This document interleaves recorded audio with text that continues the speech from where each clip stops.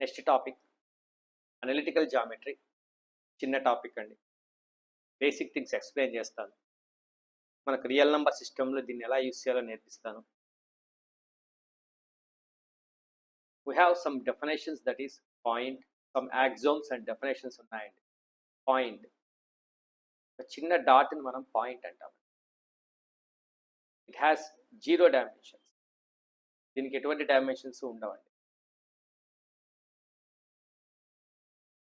Length, breadth అని, height అని, thickness అని ఇలాంటిది ఏవి ఉండవండి.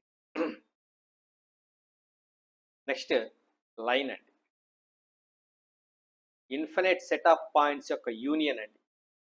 There are so many number of points, infinite set of points which forms a straight edge అండి. ఒక స్ట్రైట్ ఎడ్జ్ని ఫామ్ చేసే ఇన్ఫినిట్ సెట్ ఆఫ్ పాయింట్స్ని మనము లైన్ అంటామండి. Is called as line. Both sides indefinitely మనం ఎక్స్టెన్షన్ చేసుకోవచ్చు. దీన్ని మనం లైన్ అంటామండి. దీనికి లెంగ్త్ మాత్రమే ఉంటుందండి. It has only length and it is called as one dimensional. దీన్ని మనం వన్ డైమెన్షనల్ అంటామండి. ఇలాంటి ఇన్ఫినిట్ లైన్స్ అన్నింటినీ మనము ఏవైతే లైన్స్ ఉన్నాయో ఇలాంటి లైన్స్ అన్నింటినీ ఇన్ఫినిట్గా జాయిన్ చేస్తూ ఒక ఫ్లాట్ సర్ఫేస్ని ఫామ్ చేస్తే, if you form a flat surface then that can be called as plane అండి. దాన్ని మనం ప్లేన్ అంటామండి. ప్లేన్.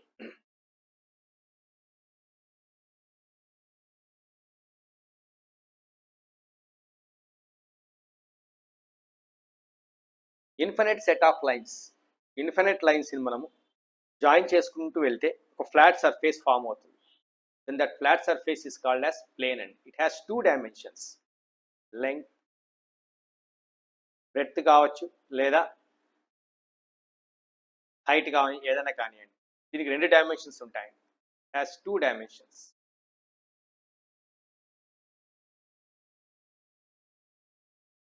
ఇలాంటి ఫ్లాట్ సర్ఫేసెస్ని ఇన్ఫినిట్గా జాయిన్ చేసుకుంటూ వెళ్తే స్పేస్ ఫామ్ అవుతుందండి. That is called as space.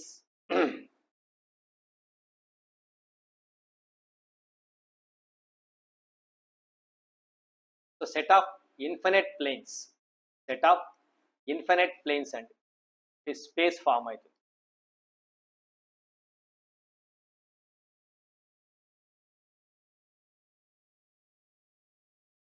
దీన్ని మనము స్పేస్ అంటామండి.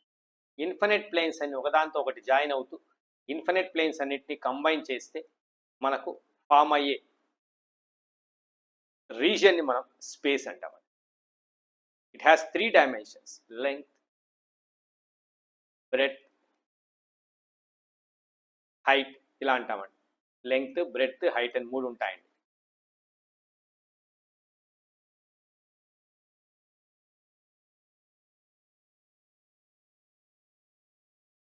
సో ఈ రీజన్ మనం 3 డైమెన్షనల్ రీజన్ అంటామండి.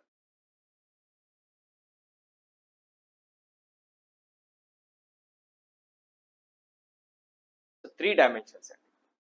సో మనకు ఏ కాన్సెప్ట్ చదువుకున్నా మనము, ఏ ప్రాబ్లమ్స్ చదువుకున్నా మనము, అవి వీటిలో దేనికో దానికి రిలేట్ అయి ఉంటాయి. either 0 dimensions points, 1 dimension lines, 2 dimensions planes, 3 dimensions space అండి. వీటిలో మనం ఏదైనా కానీ చేయాలి అనుకున్నప్పుడు వీటికి సంబంధించి ఒక రెఫరెన్స్ సిస్టమ్ని యూజ్ చేస్తామండి. Suppose first 1 dimension.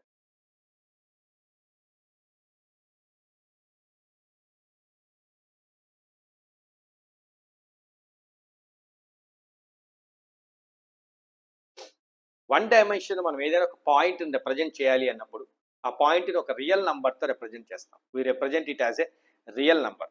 దాన్ని మనం రియల్ నంబర్తో రిప్రజెంట్ చేస్తామండి. Any point and its position can be represented by any point and its position can be represented as represented by are denoted by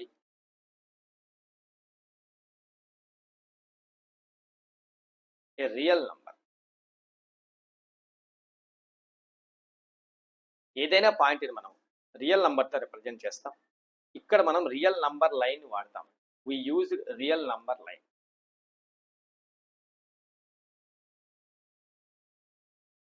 one dimension, ఒక line మాత్రమే ఉంటుంది.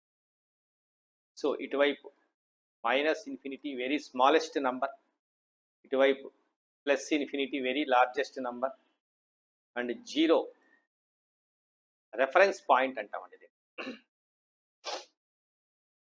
Suppose ఇక్కడ ఒక point తీసుకున్నానండి, ఏ అనే పాయింట్. ఇది ఎంత డిస్టెన్స్లో ఉంది రెఫరెన్స్ పాయింట్ నుంచి ఎలా తెలుసుకుంటాం? యాక్చువల్గా ఈ పాయింట్ యొక్క పొజిషన్ తెలియాలి అంటే వన్ డైమెన్షన్లో నువ్వేం చేయాలి అంటే రెఫరెన్స్ పాయింట్ నుంచి ఇది ఎంత డిస్టెన్స్లో ఉందో చెప్పాలి. సపోజ్ ఈ డిస్టెన్స్ 5 అనుకోండి, 5 యూనిట్స్ ఉందనుకోండి.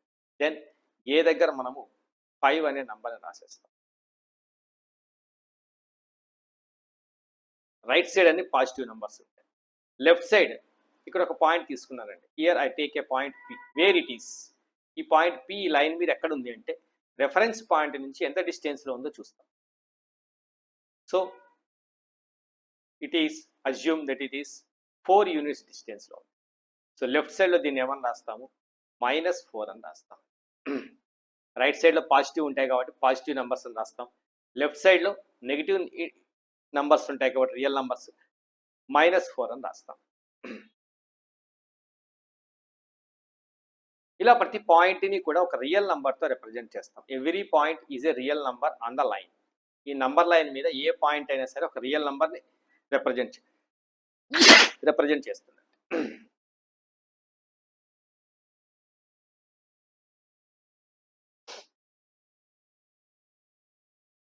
ఒక రియల్ నంబర్ని రిప్రజెంట్ చేస్తుంది. This is one dimension. మరి 2 డైమెన్షన్స్కి వెళ్తే ఏమవుతుంది?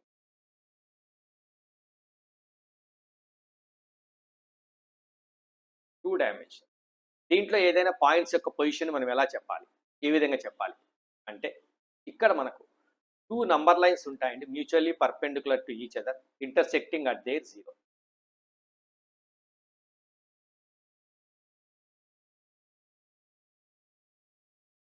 ప్లేన్లో ఏదైనా పాయింట్ని రిప్రజెంట్ చేయాలంటే ఏం కావాలి? సపోజ్ నేను ఇక్కడ పాయింట్ సబ్స్టిట్యూట్ చేశాను, ఇక్కడ ఒక పాయింట్ రాసుకున్నాను, పి అనే పాయింట్. వేర్ ఇట్ ఈజ్ అని అడుగుతానండి.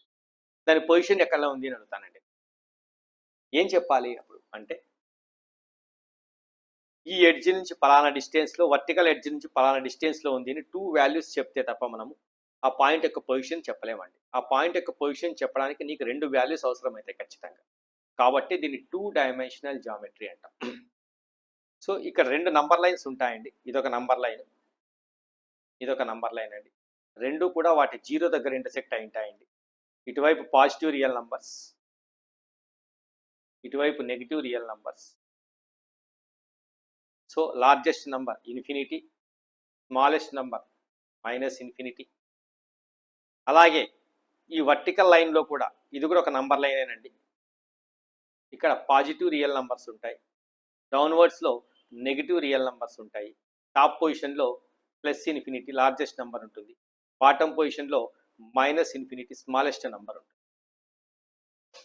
ఏదైనా పాయింట్ని రిప్రజెంట్ చేయడానికి మనం ఈ 2 లైన్స్ని మనం యూజ్ చేసి పాయింట్ యొక్క పొజిషన్ చెప్తామండి. ఈ 2 లైన్స్లలో ఈ హారిజాంటల్ లైన్ని మనము ఎక్స్ యాక్సిస్ అంటాం, ఆర్ యాబ్సిసా అని కూడా అంటామండి.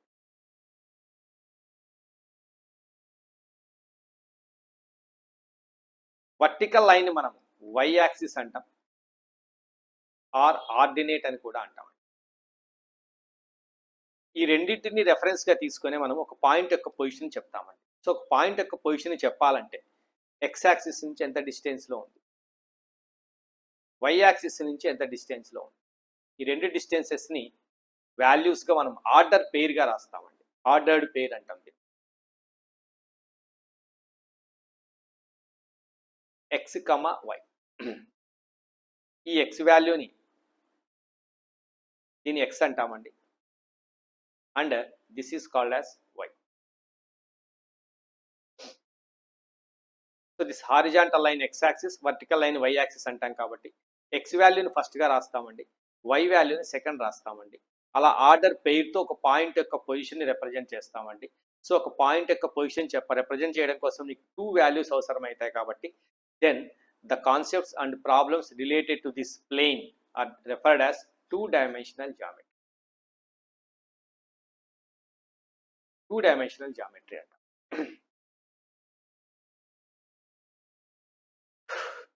సో వాళ్ళు వీటిలో కాన్సెప్ట్స్ ఏమేమి ఎలా ఉంటాయి, ఏ విధంగా ఉంటాయి అంటే, let us take this is y axis or ordinate and this is x axis or abscissa అనుకుంటే,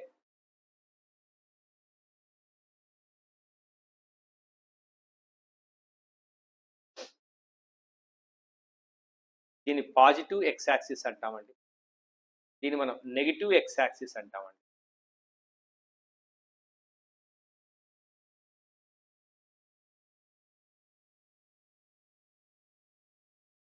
దీన్ని పాజిటివ్ వై యాక్సిస్ అంటామండి, దీన్ని మనము నెగిటివ్ వై యాక్సిస్ అంటాం.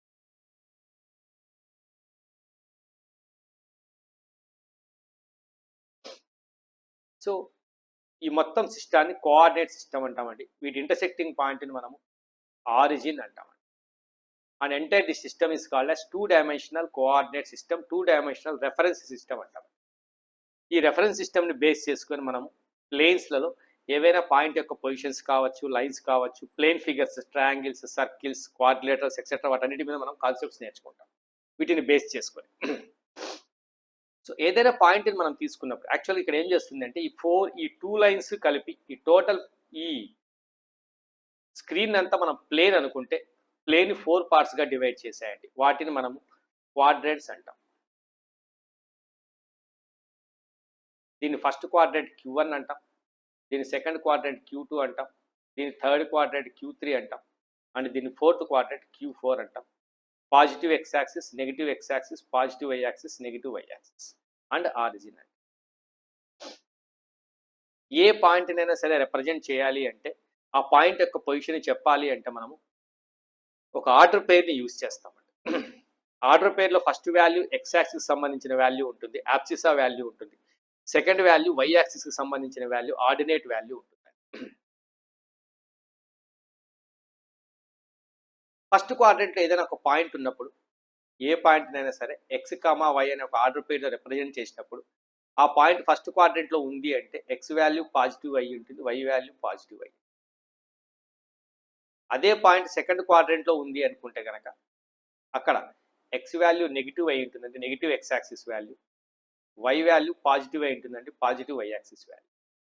ఆ పాయింట్ థర్డ్ క్వాడ్రెంట్లో కనుక ఉంటే ఎక్స్ వాల్యూ వై వాల్యూ రెండు నెగిటివ్ అయి ఉంటాయండి ఆర్డర్ పెయిర్లో. ఆ పాయింట్ కనుక ఫోర్త్ క్వాడ్రెంట్లో ఉంది అంటే ఎక్స్ వాల్యూ పాజిటివ్ అయి ఉంటుంది, వై వాల్యూ నెగిటివ్ అయి ఉంటుంది.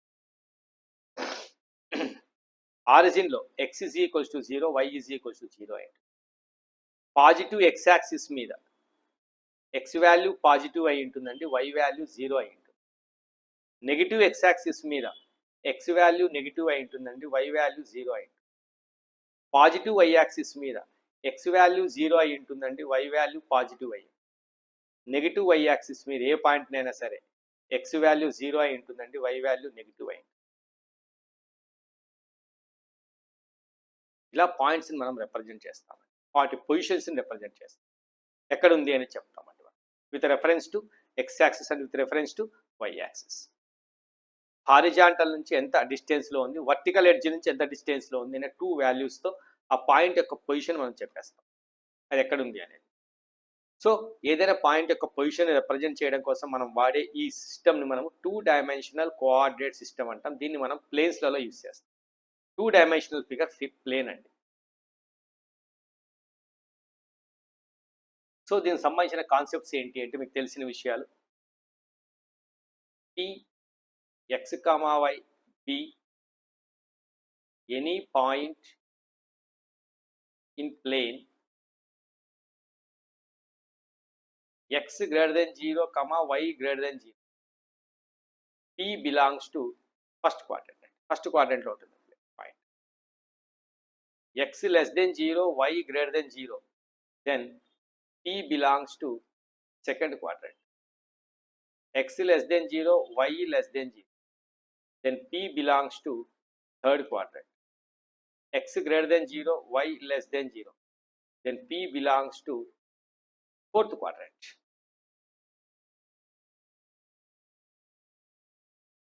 X is equals to 0, y greater than 0, then P belongs to positive y axis. X is equals to 0, y less than 0, P belongs to negative y axis. Y x greater than 0, y is equals to 0, then P belongs to positive x axis. X less than 0, y is equals to 0, then P belongs to negative x axis. X is equals to 0, y is equals to 0, both are 0, then P is called as origin. ఇప్పుడు P ని మనం origin అంటాం. దీంట్లో మీకు తెలిసిన విషయాలు ఏంటి అనేది ఒకసారి నేను రివైజ్ చేస్తాను. P x1, y1, Q x2, y2 are 2 points in a plane.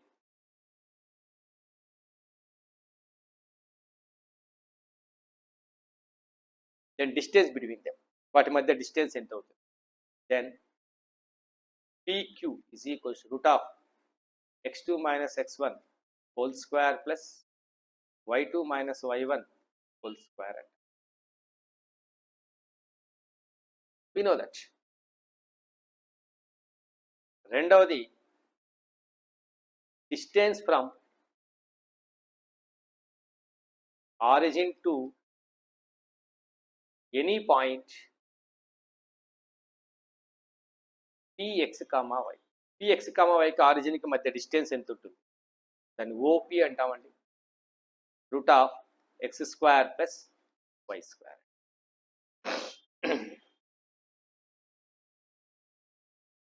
These are the some introduction concepts of two-dimensional geometry. So ఒక పాయింట్ యొక్క పొజిషన్ ప్లేన్లో రిప్రజెంట్ చేయాలి అంటే నీకు 2 వాల్యూస్ అవసరమవుతాయి.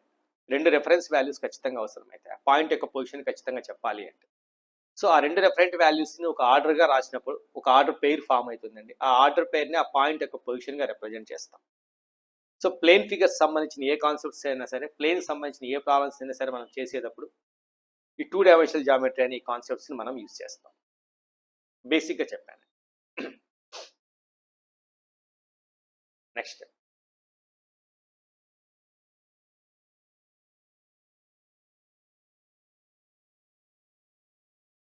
Three dimensional geometry. అలాగే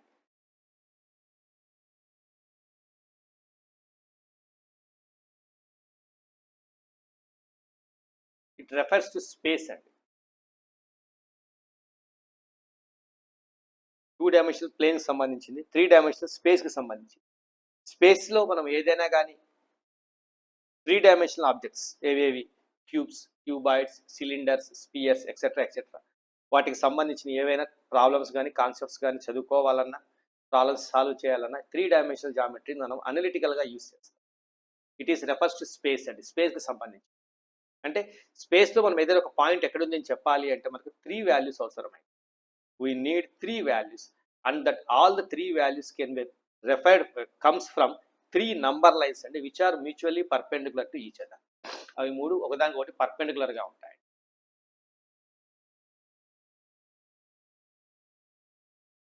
లైక్ దిస్.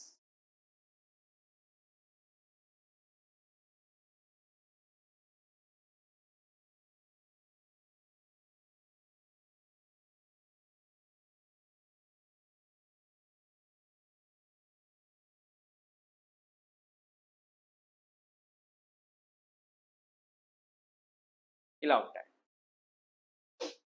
ఒకదాన్ని ఎక్స్ యాక్సిస్ అంటాం, దీన్ని మనం వై యాక్సిస్ అంటాం, and this is referred as called as z axis అంటాం. ఇవి మూడు ఒకదానికొకటి పర్పెండిక్యులర్గా ఉంటాయండి. 3 number lines which are mutually perpendicular to each other and intersecting at there zeros. ఇవి మూడు జీరో దగ్గర ఇంటర్సెక్ట్ అవుతాయి. సో దీన్ని మనం జనరల్గా ఇలా రాస్తాము.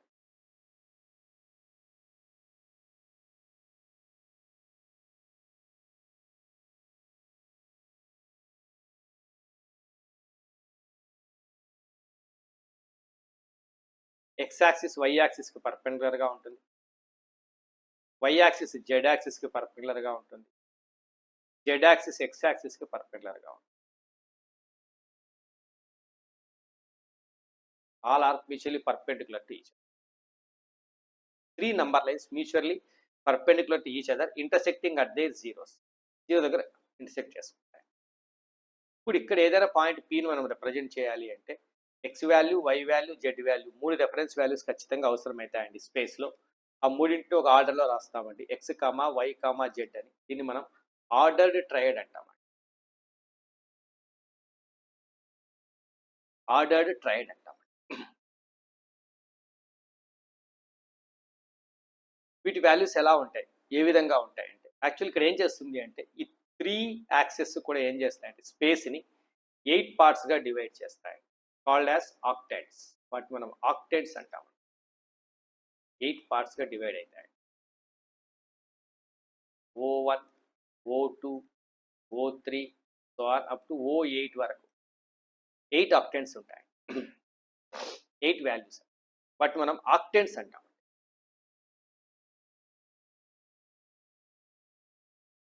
వాటిలో ప్రతి ఒక్క ఆక్టెంట్లోనూ కూడా x value, why value, Z value ఎలా ఉంటాయి, ఏ విధంగా ఉంటాయి. ఒక అంటే ఈ మూడు కూడా రియల్ నంబర్స్ అయి ఉంటాయండి. ఈ మూడు రియల్ నంబర్స్ ఏ విధంగా ఉండడానికి అవకాశం ఉంటుంది అంటే రియల్ నంబర్స్ కాన్సెప్ట్లో మీకు నేను ఎక్స్ప్లెయిన్ చేశానంటే real numbers are 3 types, either positive or negative and the third one is neither positive nor negative, zero. ఈ మూడు వాల్యూస్ని మనం ఎక్స్కి, వైకి, జెడ్కి అప్లై చేస్తే so first x greater than 0, y greater than 0, z greater than 0. మూడు పాజిటివ్ కావచ్చు.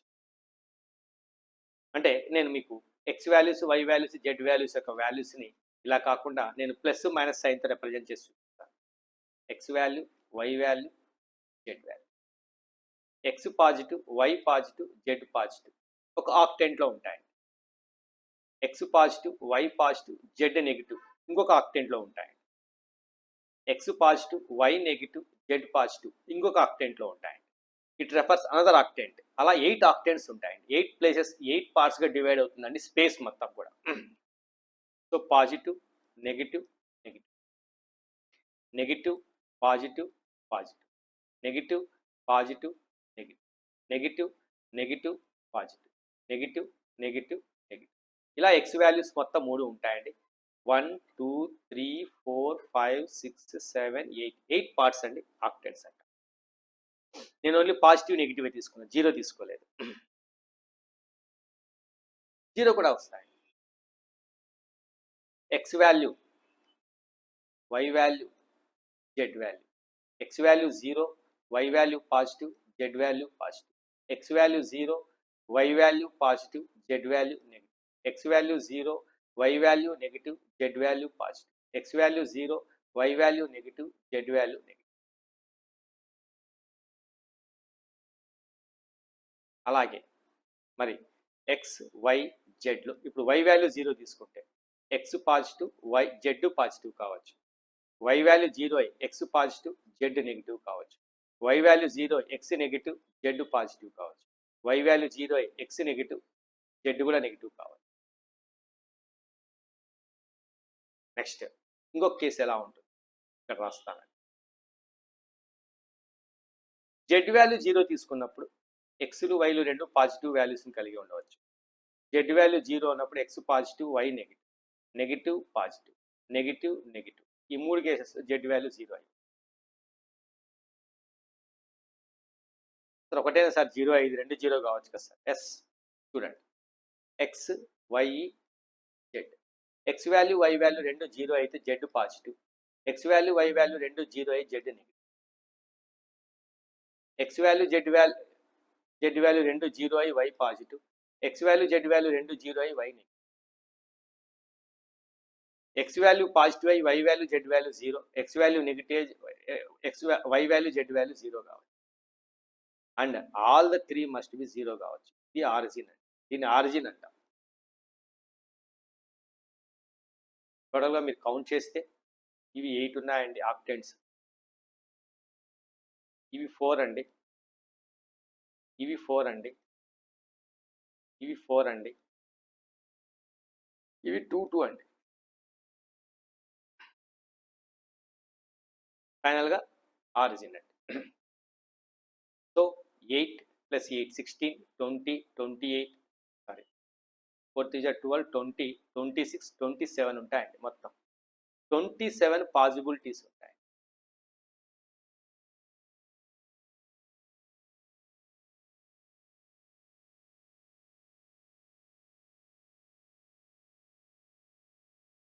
గమనించినారా లేదో? ఇవి 3 8 ఆక్టెంట్స్ అండి, ఇవి 8ని ఆక్టెంట్స్ అంటాం. 4 వాల్యూస్ వచ్చిండేటివి ఎక్కడున్నాయి మన దగ్గర? ఇక్కడ పైన చదువుకున్నామండి. X positive, why positive, X positive, negative quadrants అండి. దట్ మీన్స్ ప్లేన్స్ అని రెఫరెన్స్ చేస్తాయి. They represents planes. So Z value 0 అయ్యింది అంటే దిస్ ఈజ్ XY ప్లేన్ అండి. నెక్స్ట్ వై వాల్యూ 0 అయింది అంటే ZX ప్లేన్ అండి, దీన్ని ZX ప్లేన్ అంటాం. ఎక్స్ వాల్యూ 0 అయింది కాబట్టి దీన్ని మనము YZ ప్లేన్ అంటాం.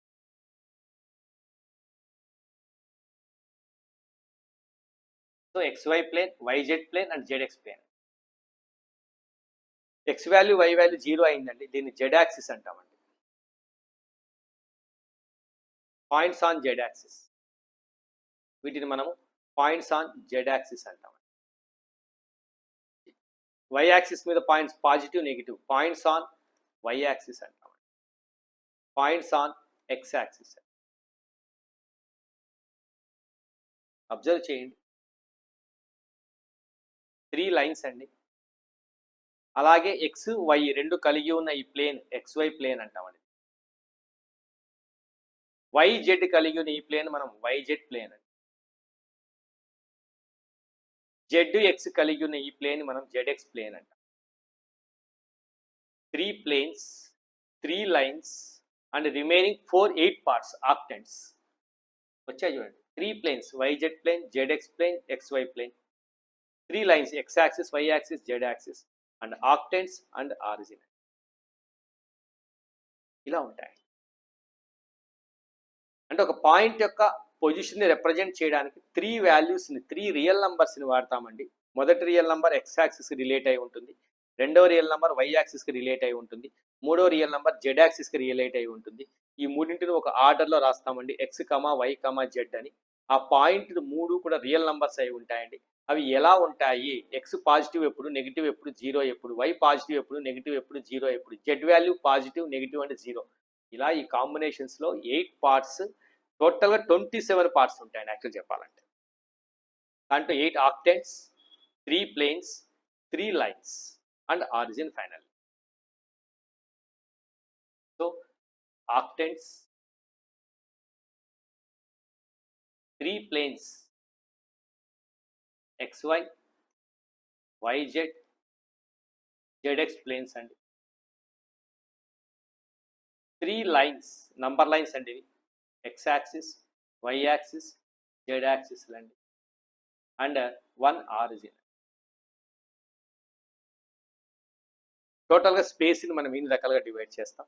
ఏదైనా పాయింట్ని x comma why comma z అనే ఒక వాల్యూతో రిప్రజెంట్ చేస్తాం, ఒక ఆర్డర్ ట్రయడ్తో రిప్రజెంట్ చేస్తాం. This is 3 dimensional coordinate system. Same ఇక్కడ దీంట్లో మీకు ఒకే ఒక విషయాన్ని ఎక్స్ప్లెయిన్ చేస్తాను. రిమైనింగ్ అని 3 డైమెన్షనల్ జామెట్రీ ఒక టాపిక్లో ఎక్స్ప్లెయిన్ చేస్తాను మీకు నేను. ఇక్కడ ఏదైనా ఒక point P x1 comma y1 comma z1, Q x2 comma y2 comma z2 అనుకుంటే దెన్ డిస్టెన్స్ బిట్వీన్ దెమ్, వాటి మధ్య డిస్టెన్స్ ఏమవుతుంది? Just like as in 2 dimensional geometry అండి. 2 డైమెన్షనల్ జామెట్రీలో ఉన్న ఫార్ములా ప్రకారమేనండి. So PQ is equals to root of x2 minus x1 whole square plus y2 minus y1 whole square. అడిషనల్గా z values వస్తాయండి. Z2 minus Z1 ఇలా ఉంటాయండి.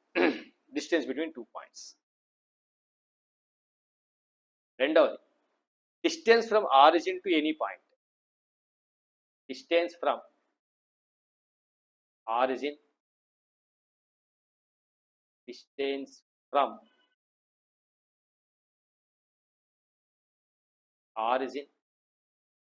to any point P x, y, z is OP అంటామండి. Root of x square plus y square plus z. ఇవి రెండు ఎలా వస్తాయంటే Pythagoras theorem జామెట్రీలో మనం చదువుకున్నామండి. పైథాగరస్ థీరం ద్వారా వస్తాయి. నేను ఎక్స్ప్లెయిన్ చేస్తాను. మరి 3 డైమెన్షనల్ జామెట్రీ దాన్ని నీట్గా ఎక్స్ప్లెయిన్ చేస్తాను. ఇవన్నీ చెప్పడానికి ఒక రీజన్ ఉందండి. సో ఏవైనా మనం ఈక్వేషన్స్ తీసుకున్నప్పుడు ఈక్వేషన్స్ అండ్ ఇన్ఈక్వేషన్స్ అని తీసుకుంటూ ఉంటామండి. Polynomial equations and polynomial inequations. They contains different variables. చాలా వేరియబుల్స్ కలిగి ఉన్న ఈక్వేషన్స్ వస్తూ ఉంటాయి. సో ఏవైనా రెండు మ్యాథమెటికల్ సెంటెన్సెస్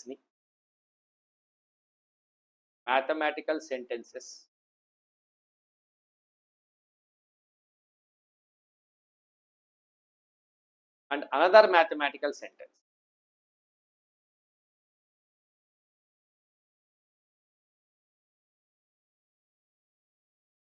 రెండు మ్యాథమెటికల్ సెంటెన్సెస్ ఉన్నాయి. ఆ రెండింటిని ఈక్వాలిటీ అనే సైన్తో మనం కంబైన్ చేస్తే, జాయిన్ చేస్తే దాన్ని మనం ఏమంటాము?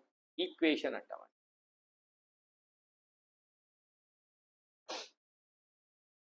గ్రేటర్ దెన్ సింబల్ కానీ, లెస్ దెన్ సింబల్ కానీ, greater than or equals to symbol కానీ, less than or equals to symbol కానీ యూస్ చేసి జాయిన్ చేస్తే వాటిని ఇన్ఈక్వేషన్స్ అంటామండి.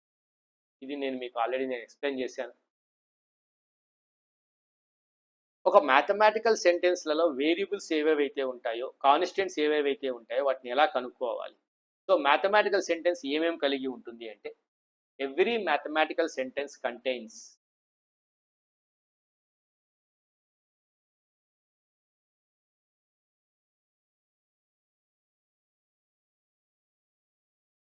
త్రీ క్వాంటిటీస్ని కలిగి ఉంటుంది. ఒక క్వాంటిటీని మనం కాన్స్టెంట్ అంటామండి, కాన్స్టెంట్స్, నెక్స్ట్ వేరియబుల్స్,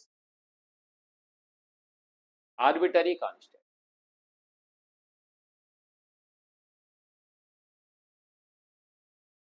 ఇవి మూడింటిని కలిగి ఉంటాయండి. సో ఏదైనా ఒక మ్యాథమెటికల్ సెంటెన్సెస్లో ఏ క్వాంటిటీస్ ఉంటాయి అంటే, కాన్స్టెంట్ క్వాంటిటీస్ ఉంటాయి, వేరియబుల్ క్వాంటిటీస్ ఉంటాయి, ఆర్బిటరీ క్వాంటిటీస్, ఆర్బిటరీ కాన్స్టెంట్స్ అనే క్వాంటిటీస్ ఉంటాయండి. ఈ క్వాంటిటీస్ కలిగి ఉంటాయండి ప్రతి సెంటెన్స్లోనూ కూడా. ప్యూర్ కాన్స్టెంట్స్ ఉండొచ్చు, ప్యూర్ వేరియబుల్స్ ఉండొచ్చు, constants, variables, arbitrary constants combination ఉండొచ్చండి. Their sum or difference or product or quotients or whatever maybe. Constants, variables యొక్క ప్రోడక్ట్ ఉండొచ్చు, సమ్ ఉండొచ్చు, ఏదైనా ఉండొచ్చు. ఒక వేరియబుల్ మాత్రమే కలిగి ఉన్న మ్యాథమెటికల్ సెంటెన్సెస్. సో కాన్స్టెంట్ అంటే ఏమి, వేరియబుల్ అంటే ఏమి, ఆర్బిటరీ కాన్స్టెంట్ అంటే ఏమి?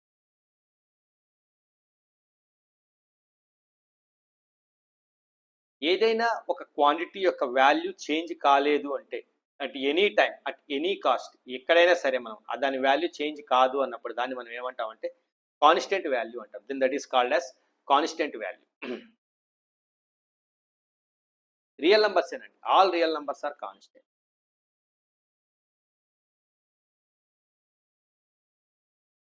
వేరియబుల్ అంటే అన్నోన్ క్వాంటిటీ అండి. మనకు తెలియని క్వాంటిటీని కనుక్కుంటామండి మనం. దానికి ఏ వాల్యూ అయినా ఉండొచ్చు ఆ క్వాంటిటీకి. అది ఎలాంటి వాల్యూనైనా తీసుకోవచ్చు అండి. అది ఎలాంటి వాల్యూనైనా తీసుకుని అది ఆ మ్యాథమెటికల్ సెంటెన్స్ని మనం ట్రూ అని చెప్పచ్చు, లేదా ఫాల్స్ అని చెప్పచ్చు, ఎలా అయినా చెప్పచ్చు. దానికోసం మనం ఎలాంటి వాల్యూ అయినా మనం అక్కడ సబ్స్టిట్యూట్ చేసుకోవచ్చు, రీప్లేస్ చేయొచ్చు. అలాంటి క్వాంటిటీస్ని మనం వేరియబుల్స్ అంటామండి. So the variables are the quantities which can take any value.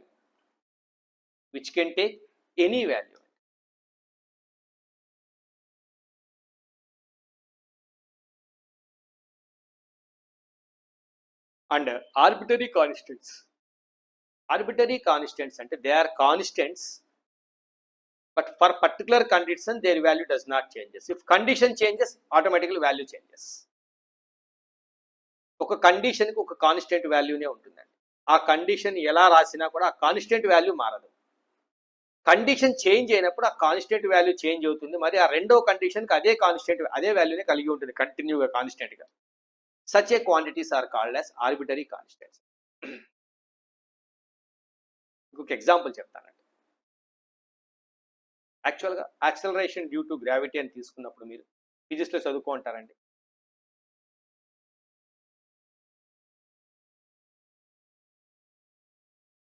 దాన్ని జీ అంటామండి. ఇట్స్ వాల్యూ మనం ఏం తీసుకుంటాం జనరల్గా 9.8 మీటర్స్ పర్ సెకండ్ స్క్వేర్ అని. ఇది అర్త్ అండి, ఇది ఆబ్జెక్ట్. ఆబ్జెక్ట్ ఏం చేస్తుంది? అర్త్ తన సెంటర్ వైపు పుల్ చేసుకుంటుంది. దాన్ని గ్రావిటేషనల్ ఫోర్స్ అంటాం. ఫోర్స్కి ఫార్ములా మనకు తెలుసు, మాస్ ఇంటూ యాక్సలరేషన్. ఆబ్జెక్ట్ యొక్క మాస్ చేంజ్ కాదండి, యాక్సలరేషన్ చేంజ్ అయినప్పుడల్లా ఫోర్స్ చేంజ్ అవుతుంది. సో ఇక్కడ mass is the constant, that is the constant. ఒక బాడీ యొక్కలో ఉన్న మ్యాటర్ మారదండి, చేంజ్ కాదు. బాడీ యొక్క మాస్ ఎప్పుడు కాన్స్టెంట్గానే ఉంటుంది. సో ఇక్కడ ఎం అనేది మనం కాన్స్టెంట్గా ట్రీట్ చేస్తాం. We can treat it as a constant. మరి వేరియబుల్ అంటే ఏంటి? A changes then F also changes. A మీద డిపెండ్ అయి ఉంటుందండి ఎఫ్ అనేది. సో ఏ చేంజ్ అవుతుంది, ఎఫ్ కూడా చేంజ్ అవుతుంది. సో బోత్ ఆర్ వేరియబుల్స్, అవి రెండు వేరియబుల్.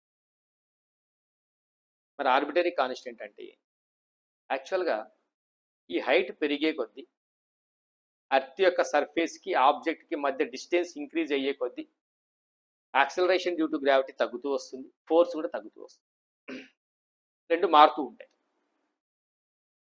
సో ఇక్కడ మరి ఆర్బిటరీ కాన్స్టెంట్ ఏంటి అంటే, అర్త్ మీద నువ్వు ఎక్కడైనా సరే ఆ ఆబ్జెక్ట్ని తీసుకెళ్ళు. అర్త్ అనేది కండిషన్ అండి. ఈ అర్త్ మీద నువ్వు ఎక్కడైనా సరే, ఇండియాలో కావచ్చు, అమెరికాలో కావచ్చు, అంటార్టికాలో కావచ్చు, ఏదైనా ఓషన్లో కావచ్చు, ఎక్కడైనా సరే, it's value is constant. If that object can be taken to moon తీసుకునే వాళ్ళకోండి, అప్పుడు మళ్ళీ అగైన్ ఇక్కడ జీ వాల్యూ మారుతుందండి. 9.8 ఉండదు, చేంజ్ అవుతుంది. బట్ మూన్ అంతా కూడా ఏమవుతుంది? ఇదే జీ వాల్యూనే కలిగి ఉంటుంది. అర్త్ మొత్తం మీద ఇదే జీ వాల్యూనేనండి, మూన్ మొత్తం మీద ఇదే జీ వాల్యూనేనండి. ఇవి రెండు మారుతున్నాయి, కానీ ఎలా మారుతున్నాయి? కండిషన్ మారినప్పుడు మారుతున్నాయి. Then they are called as arbitrary constant. అలాంటి వాటిని ఆర్బిటరీ కాన్స్టెంట్. జనరల్గా ఏ మ్యాథమెటికల్ సెంటెన్స్ అయినా సరే వీటి కాంబినేషన్స్ ఉంటాయండి. జనరల్గా ఒక మ్యాథమెటికల్ సెంటెన్సెస్లో వేరియబుల్స్, కాన్స్టెంట్స్, ఆర్బిటరీ కాన్స్టెంట్స్ సమ్గా ఉండొచ్చు, డిఫరెన్స్గా ఉండొచ్చు, ప్రోడక్ట్గా ఉండొచ్చు, కోషన్స్గా ఉండొచ్చు, ఎలా అయినా ఉండొచ్చు. వాటి కాంబినేషన్స్లో మనం రాసే సెంటెన్సెస్ని మ్యాథమెటికల్ సెంటెన్సెస్ అంటాం.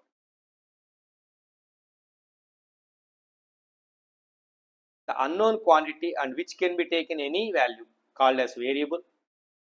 The quantity whose value does not changes is called as constant. The quantity whose value changes by condition only. If you apply the same condition, its value does not changes. If you change the condition, then its value changes. Such values are called as arbitrary constants. So ఒక ఈక్వేషన్లో is equals to symbol పెడితే దాన్ని ఈక్వేషన్గా తీసుకుంటామండి. రెండు mathematical సెంటెన్సెస్ని is equals to సైన్తో combine చేస్తే దాన్ని ఈక్వేషన్ అంటాం. గ్రేటర్ దెన్ లెస్ దెన్ సింబల్స్తో మనం వాటిని జాయిన్ చేస్తే ఇన్ఈక్వేషన్స్ అంటామండి. ఈక్వేషన్స్ తీసుకున్నప్పుడు, పాలినామియల్ ఈక్వేషన్స్ తీసుకున్నప్పుడు, పాలినామియల్ ఈక్వేషన్స్ ఒక వేరియబులే కలిగి ఉందనుకోండి. If that equation contains only one variable, then it is related to 1D geometry. దీన్ని మనం 1D జామెట్రీ కింద ట్రీట్ చేస్తాం. స్ట్రైట్ లైన్స్ మీద ప్రాబ్లమ్స్ అండి. Contains only 2 variables. They can be treated, the problems and concepts can be learned in 2D geometry. They can be refer to 2D geometry అండి. అవి 2D geometry కిందకి refer అవుతాయండి. They contains only 3 variables. Then they refers to 3D geometry. వాటిని 3D geometry అంటామండి. స్పేస్లో మనం వాటిని consider చేస్తామండి. They can be treated in a space. Triangles, quadrilaterals, or whatever may be it, rectangles, squares, whatever may be it, all are referred to 2D geometry. Lines refers to 1D geometry. Cylinders, prisms, cones, cubes, cuboids, spheres, etc. can be referred to 3-dimensional geometry. This is the basic introduction of the analytical geometry. And polynomial equations. Equations సంబంధించి mathematical సెంటెన్సెస్ని join చేసినప్పుడు equations సంబంధించి చిన్న కొన్ని basic concepts అండి. So వీటిని మనము ఈ real number సిస్టంలో ఎలా యూస్ చేస్తాము, ఎందుకు యూస్ చేస్తాము, ఈక్వేషన్స్ తీసుకున్నప్పుడు ఎలాంటి సొల్యూషన్స్ని కనుక్కోవాలి, వాట్ ఈస్ ద సొల్యూషన్ అంటే ఏంటి, ఏదైనా ఒక ఈక్వేషన్లో వేరియబుల్స్ ఏవైతే ఉంటాయో ఆ వేరియబుల్ వాల్యూస్ని మనం రీప్లేస్ చేస్తామండి కొన్ని క్వాంటిటీస్తో, కొన్ని రియల్ నెంబర్స్తో. అప్పుడు ఆ ఈక్వేషన్ ట్రూ సెంటెన్స్ అవుతుందండి.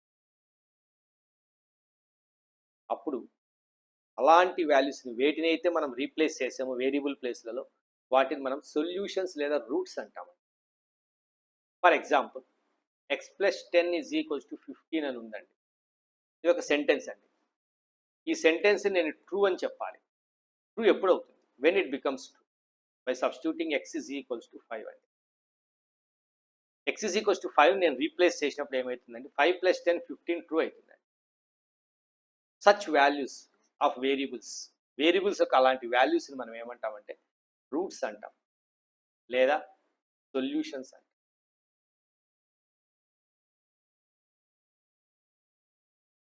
ఈ రూట్స్ని కానీ సొల్యూషన్స్ కానీ కనుక్కోవడానికి మనం యూస్ చేసే ప్రాసెస్ ఏదైతే ఉంటుందో ఆ ప్రాసెస్ని మనం సాల్వింగ్ అంటామండి.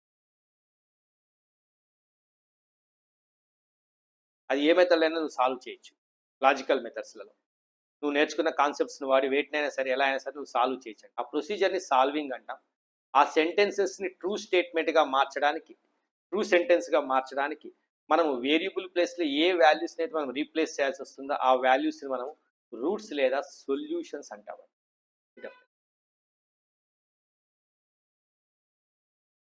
ఈ రూట్స్ సొల్యూషన్స్ అనేటివి యూనిక్ అయి ఉండవచ్చు లేదా ఇన్ఫినిట్ ఉండవచ్చు లేదా అసలు లేకుండా ఉండొచ్చు అండి. నో సొల్యూషన్ అంటే ట్రూ అని చెప్పడం కోసం మనం ఒక యూనిక్ వాల్యూని సబ్స్టిట్యూట్ చేస్తే సరిపోవచ్చు వేరియబుల్ ప్లేస్లో. వేరియబుల్ ప్లేస్లో నేను ఇన్ఫినిట్ వాల్యూస్ని సబ్స్టిట్యూట్ చేయొచ్చండి ట్రూగా మార్చడం కోసము. అసలు వేరియబుల్ వాల్యూస్ ప్లేస్లో మనము ఆ వేరియబుల్స్ ప్లేస్లో మనం ఏ వాల్యూని రీప్లేస్ చేయలేకపోతే అది ట్రూగా చెప్పడం కోసము దాన్ని మనం no solution. For example x belongs to n and x less than 1, then x is equals to dash. దీనికి సొల్యూషన్ కనుక్కోమంటాడండి. ఈ కండిషన్కి solution కనుక్కోమంటాడు.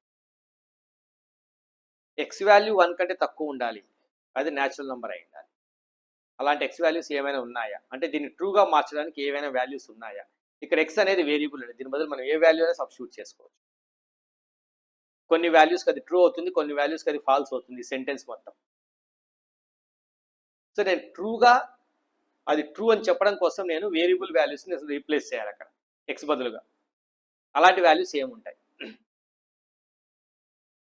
No value, because natural number starts from 1. 1 కంటే తక్కువ ఉండే న్యాచురల్ నెంబర్ ఏది లేదండి. లీస్ట్ న్యాచురల్ నెంబరే 1 అండి. So ఈ సెంటెన్స్ని ట్రూ అని చెప్పడం కోసము ఇక్కడ ఉన్న ఎక్స్ అనే వేరియబుల్ ప్లేస్లో నేను ఏదైనా వాల్యూని సబ్స్టిట్యూట్ చేయొచ్చా అంటే ఏది చేయలేనండి.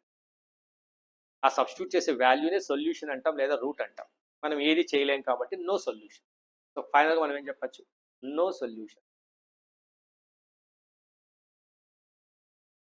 అదే x belongs to R and x less than 1 అన్నాను అనుకోండి, then there are so many solutions.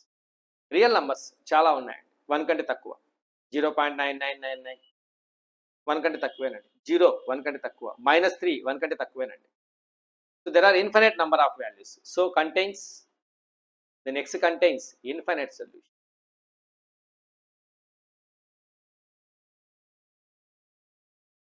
Infinite solutions ఉంటాయి. అంటే ఈ సెంటెన్స్ నేను ఇప్పుడు ట్రూగా మార్చడం కోసం నేను చాలా వాల్యూస్ని సబ్స్టిట్యూట్ చేయొచ్చు in the place of variables ప్లేస్లో నేను చాలా వాల్యూస్ని సబ్స్టిట్యూట్ చేయొచ్చు. It contains infinite solutions. ఇంకో question, x belongs to w whole numbers and x less than 1, then x is equals to. దీనికి సొల్యూషన్స్ ఏమైనా ఉన్నాయా అంటే ఈ స్టేట్మెంట్ ఈ సెంటెన్స్ మనం ట్రూ అని చెప్పడానికి ఏదైనా ఒక వేరియబుల్ ఎక్స్ బదులుగా మనం ఏదైనా ఒక వాల్యూని సబ్స్టిట్యూట్ చేయొచ్చా లేదా? ఎన్ని వాల్యూస్ సబ్స్టిట్యూట్ చేయొచ్చు? అసలు ఏమి సబ్స్టిట్యూట్ చేయలేమా అంటే హోల్ నంబర్స్ అన్నాడు కాబట్టి we get only one value, that is X is equals to 0. దాని యూనిక్ సొల్యూషన్ అంట. ఒకే సొల్యూషనే ఉంది, ఓన్లీ వన్ సొల్యూషన్. 1 అనే నంబర్ కాదండి సొల్యూషన్. యూనిక్ సొల్యూషన్ అంటే ఒక సొల్యూషనే ఉంది. ఎక్స్ ఈజ్ ఈక్వల్ 0 మాత్రమే, వేరే లేదండి. ఇలా ఒక సెంటెన్సెస్ని ట్రూ స్టేట్మెంట్గా మార్చడం కోసము ఆ సెంటెన్సెస్లో ఏవైతే వేరియబుల్స్ ఉంటాయో ఆ వేరియబుల్స్ ప్లేస్లో మనం ఏవైతే రియల్ నంబర్స్ని సబ్స్టిట్యూట్ చేస్తామో అలా సబ్స్టిట్యూట్ చేసినప్పుడు అవి ట్రూ స్టేట్మెంట్స్ ఎప్పుడైతే అవుతాయో అలాంటి సబ్స్టిట్యూట్ చేసే ఆ వాల్యూస్ అన్నింటినీ రూట్స్ లేదా సొల్యూషన్స్ అంటారు. అవి యూనిక్ ఉండొచ్చు, ఇన్ఫైనైట్ ఉండొచ్చు, అసలు లేకుండా కూడా పోవచ్చు. These are the concepts about three-dimensional geometry and polynomial equations. Simple basic explanation అండి. వీటి నుంచి డీప్గా ఒక్కొక్క చాప్టర్ తీసుకున్నప్పుడు నేను ఒక్కొక్క చాప్టర్లో డెప్త్గా నీకు ఐఐటి లెవెల్లో మీకు క్లాసెస్ ఉంటాయి. ఓన్లీ పాలినామియల్ ఈక్వేషన్స్ మాత్రమే తీసుకున్నాను అనుకోండి, దాని మీద ఒక ఐఐటి లెవెల్లో క్లాసెస్ ఉంటాయి డెప్త్గా. వీటిని మనము రియల్ నెంబర్ సిస్టంలో యూజ్ చేస్తాం కాబట్టి బ్రీఫ్ ఇంట్రొడక్షన్ ఇచ్చాను. రియల్ నెంబర్ సిస్టంలో ఎలా యూజ్ చేస్తామో దానికోసం నేను బ్రీఫ్ ఇంట్రొడక్షన్.